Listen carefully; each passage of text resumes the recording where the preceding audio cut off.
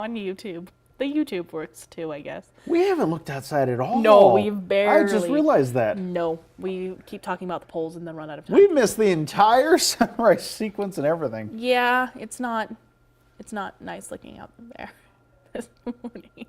What happened? I'm doing this shot for our director, who likes racing. We are going to Echo Park Speedway in Hampton, Georgia. That's cool.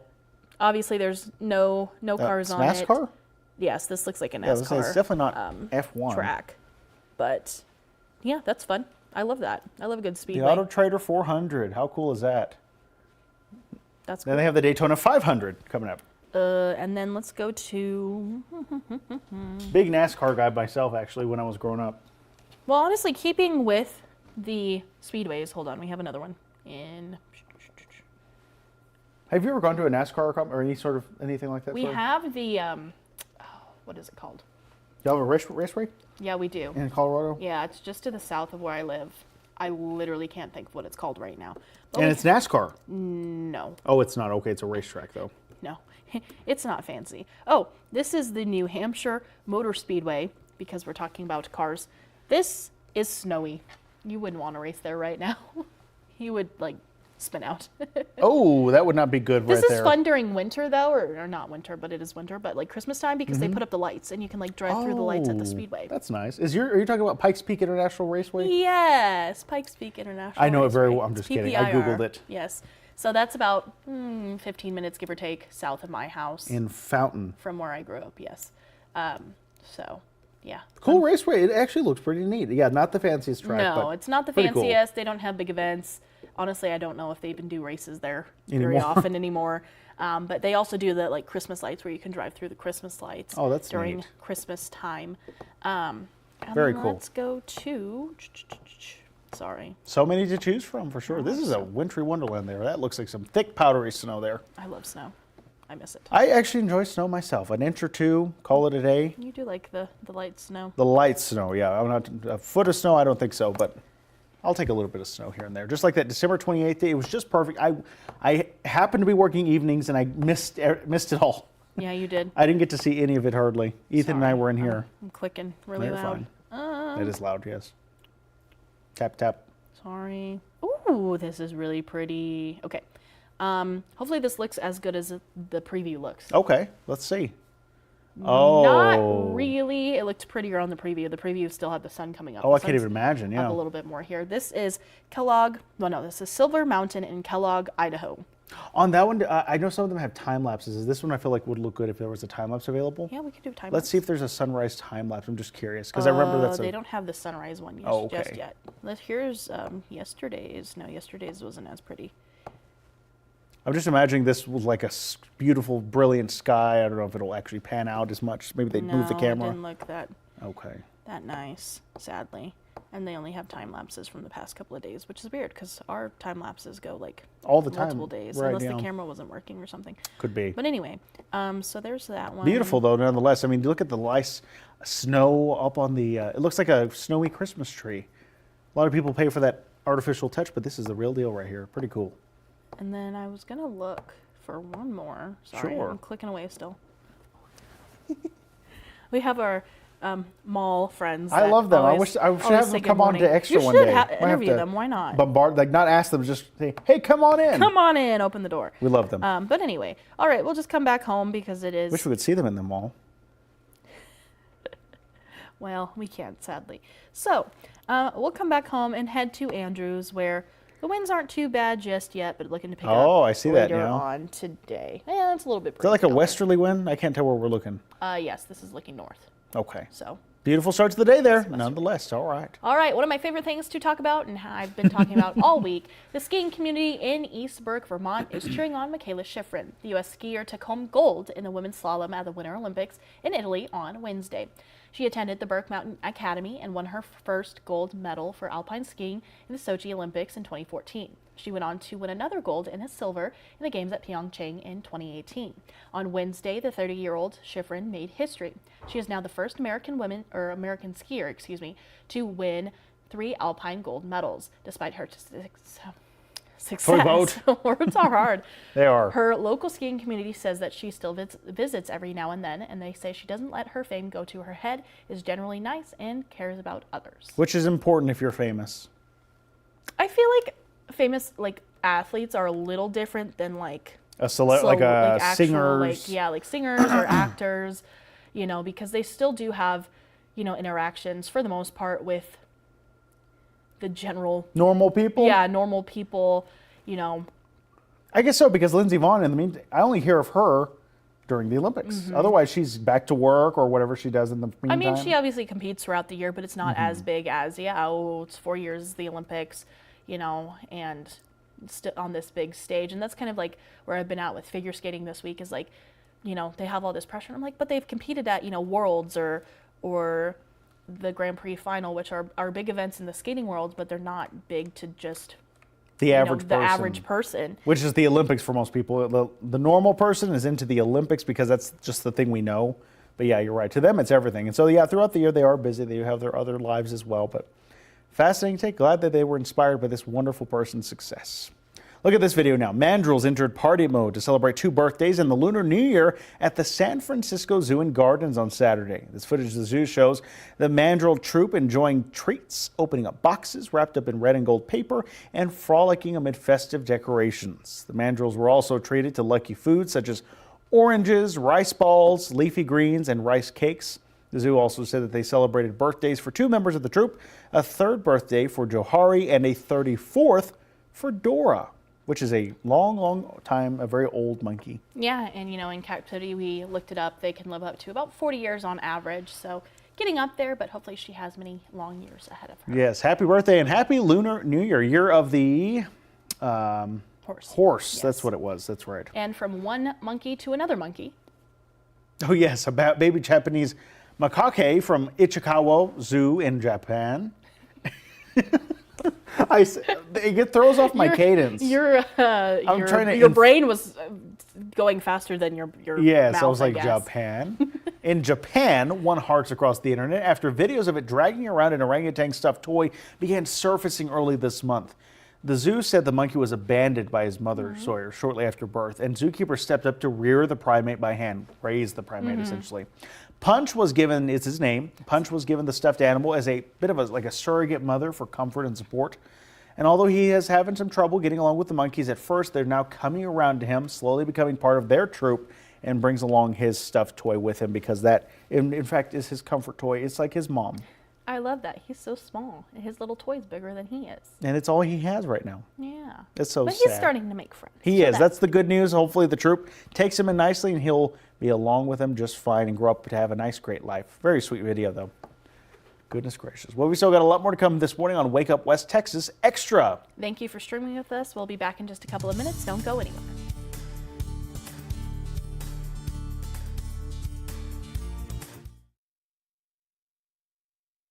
As summer turns to fall, changes in the air. Here in the Permian Basin, change can come fast, but you don't have to be caught off guard. At First Alert 7, we are going to be looking at scattered showers and thunder showers. We track every shift, big or small, and when we know, you'll know. Here's what we're tracking here on the Weather Maker's map. We are continuing to see some showers and thunderstorms. Plan your day clearly and easily with the First Alert Weather Team. Changes will happen, but with First Alert 7 weather, you'll be ready. The cornerstone of Investigate TV is investigative journalism. Should this be better regulated? Should I be concerned? Do you recall when you became aware of that law? The beauty of this show is that we have a team of reporters all across the country. From very diverse backgrounds. The public has a right to know. How big of a problem is that? Should they be revoking these certifications? I think viewers are looking for something different, something fresh, something that feels helpful to them. In a world full of goats. A goat. Big Billy goat. We have a small goat here. Which Me TV show is the greatest of all time? I haven't time to listen to goat stories. Can only one goat be the goat? The goat eats everything. What do you know about goats? Or can more than one goat, Folks are bound to keep goats, be the goat? We have a goat here. Stupid goat. Find your greatest of all time. The goat. Watch on Me TV channel 30.2. Every night at 10, Good evening. Thanks for joining us here. New tonight. First Alert 7 News is where West Texas turns for what's happening right now. Reporting at the First Alert desk, I'm Lauren Munt. And what's happening next. Well, it is a First Alert 7 weather day. Bringing the stories important to you first. New tonight, we'll remember we were your First Alert when several asking the right questions and finding solutions. Keeping your family safe just got easier. First Alert 7 is working for you. First Alert 7 News at 10. And Wake Up West Texas. Don't forget about that as well. After the 10 o'clock news, if you wake up very early, that's a little too many close. hours after First Alert 7 News at 10, but sure, okay. Sure. But yes, we would love for you to tune in to Wake Up West Texas. Oh boy. And then, of course, the show, Wake Up West Texas Extra, from 7 to 9. We are almost done with Extra for today, and it's been a good day. You know, we've chatted about a lot of things, ranging from the Olympics to Nestor, their long-eared Christmas donkey, to King Kong and Godzilla. Things just kind of go off the rails on the show, but that's okay. But turning to news across the nation. That's true. Some not so good news. The death toll in a deadly avalanche near Lake Tahoe has now been announced. And in lighter news, rock band U2 has released its first new collection of songs in nearly a decade. Crystal. Rescue crews have found the bodies of 8 backcountry skiers killed in an avalanche near Lake Tahoe and continue to search for a 9th. The group was taking part in a 3-day guided ski trip in the Castle Peak area when intense storms moved in on Tuesday, dumping several feet of snow. 6 additional members of the group were found alive. Meta CEO Mark Zuckerberg took the witness stand Wednesday in a trial that centers on allegations that a number of social media products, including YouTube, Facebook, and Instagram, are intentionally addictive. The case was brought by a now 20-year-old plaintiff who says she began using Instagram at a young age and became addicted. Zuckerberg pushed back against claims that his company is designed to be harmful to children and said Meta is focused on building a community that is sustainable. And rock band U2 has released its first new collection of songs in nearly a decade. On Wednesday, the Irish band released a 6-song EP entitled Days of Ash. Among the tunes featured on the new album, American Obituary, a song dedicated to Renee Good, the Minneapolis woman shot and killed last month by an ICE agent. Those are some of the day's top stories. Carissa Lawson, CBS News, New York. Let's turn now to your health headlines now, where the FDA said it will now review a new mRNA flu vaccine from Moderna. Earlier this month, the FDA refused to accept the application, citing concerns about how the vaccine was tested. Though the company says the FDA did not raise any concerns about safety or effectiveness, Moderna later met with regulators and proposed a revised approval plan based on the age. The company is now seeking full approval for adults 50 to 64 and accelerated approval for those 65 and up, with the additional follow-up study. If approved, the vaccine could be available for adults 50 and up for the upcoming flu season. And even small amounts of daily movement can have a big impact on your health. Researchers looked at what happens when people move just a little more each day. Data was analyzed from studies that followed tens of thousands of people in the U.S., Norway, Sweden, and the UK. The research found that adding just 5 minutes of moderate to vigorous daily activity could prevent up to 10% of all deaths across the population. Reducing daily sitting time by 30 minutes a day was also shown to prevent up to about 7% of deaths for some. The findings reinforce other research that makes a strong link between physical activity and longer life. You can get information about the study in the journal The Lancet. A new report shows the number of abortion clinics in the U.S. declined last year. According to Guttmacher Institute, at the end of 2025, 753 brick-and-mortar abortion clinics were open across the country, down 12 from 2024. And some of the closures happened in states where abortion is legal and protected. Planned Parenthood says that's because reimbursement rates from insurance providers really have stagnated, even though inflation keeps going up. While the number of clinics is shrinking, there's been a sharp rise in the number of medication abortions through telehealth. And in consumer news now, IKEA is planning to open 10 new locations in the U.S. this year. Though the Swedish furniture store has 500 locations, fewer than 60 of them are in the U.S. This year, Alabama and Oklahoma will get their first IKEAs in Huntsville and Tulsa. New stores will also open in Arizona, California, Colorado, Illinois, and Virginia. We have one in Colorado. An IKEA? I've never been. It's nice. It's kind of like Costco, but for furniture. The Swedish meatballs are apparently iconic. They have really good pizza as well, and I want to say pretzels.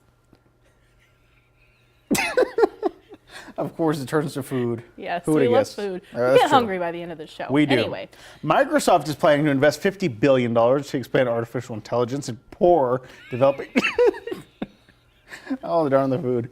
Okay, the company made the announcement today at the Global AI Summit in India. A recent report found AI use in wealthier countries is about twice that of actual developing regions who could use it. Executives warned the growing AI divide could mirror past gaps like unequal access to electricity. Microsoft leaders say the investment will focus on infrastructure and data centers as well. Maybe you should just pull us up on camera. Maybe so. as We'll we're come back laughing, to yeah. us now. We'll come back to I tried to get through the last rest one. later. I don't know what is with the food at IKEA, just so random. Yeah. Why do they sell food in IKEA? It's a furniture store. It's literally like I said, it's like Costco, but for furniture. It is. Well, goodness, look at the time. It's time for a news and weather update just like that. Good segue. That is a good segue there. Thanks for joining us here on Wake Up West Texas Extra. We had a great time today. Let's get to this quick news and weather update on First Alert 7 for our TV viewers.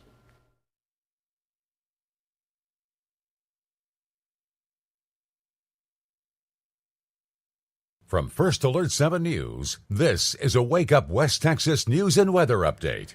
Morning, everyone. Time now is 8:55 on this Thursday, Friday Eve. So glad to have you with us here on First Alert 7. Hopefully your day's off to a great start. I know ours is. It's been great on Wake Up West Texas Extra.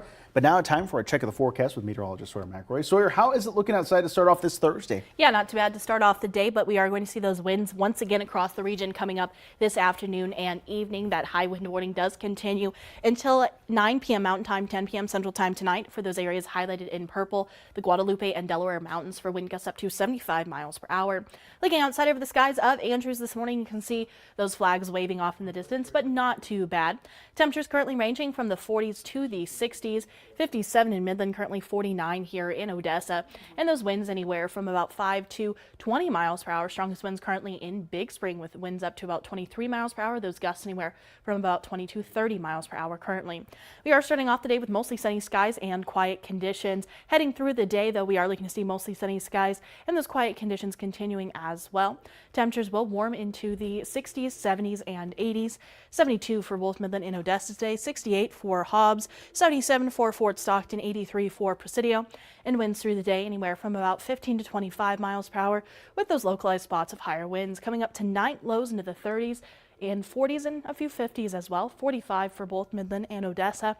And here's a look at that First Alert 7 10-day forecast where we are going to see things very similar heading into Friday before conditions cooling down into the weekend as the cold front does pass through the area. Highs dropping into the 50s and 60s coming up Saturday, Sunday, and into Monday as well before things do warm up heading into next week. Temperatures back into the 70s and 80s with that breeze being a return to the forecast as well on Tuesday. Let's turn now to news in the community now, where Medical Center Hospital brought Ash Wednesday services directly to employees, patients, and families yesterday. This year, the hospital has expanded beyond its chapel to reach more people across all locations. Ash Wednesday marks the beginning of Lent, the period leading up to Easter, symbolized by receiving ashes in the shape of the cross on your forehead.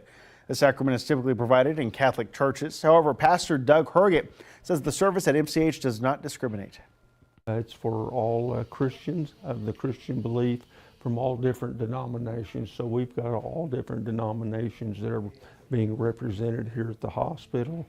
And we serve the ashes or present the ashes to all the different denominations.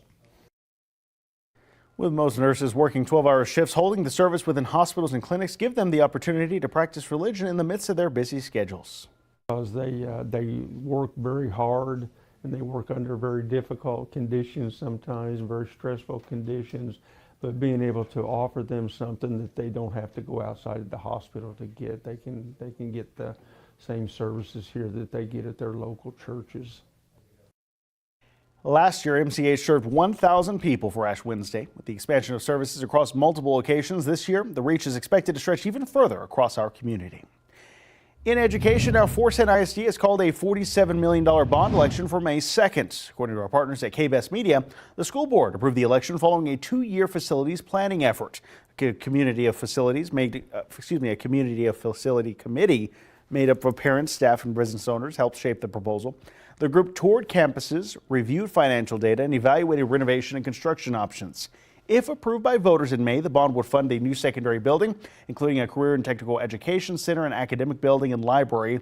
The proposal also includes campus renovations to gym lockers as well, auditorium, cafeteria, and mechanical systems. Early voting for this election, this is for May 2nd, will begin on April 20th and run through the 28th. Election day, like I said, is coming up on May 2nd, but not as after the March 3rd primaries that we have coming up in just a few weeks. One another check of the news and weather for First Alert 7 News at noon with Jacob Brandenburg and meteorologist Sawyer McRoy. Be sure to join them there. Until then, make it a great Thursday.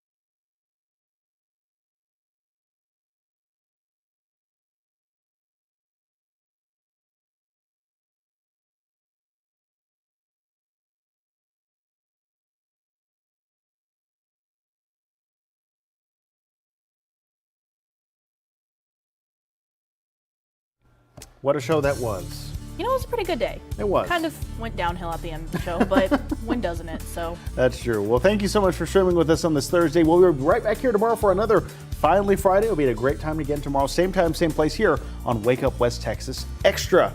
Good morning. Have a great day.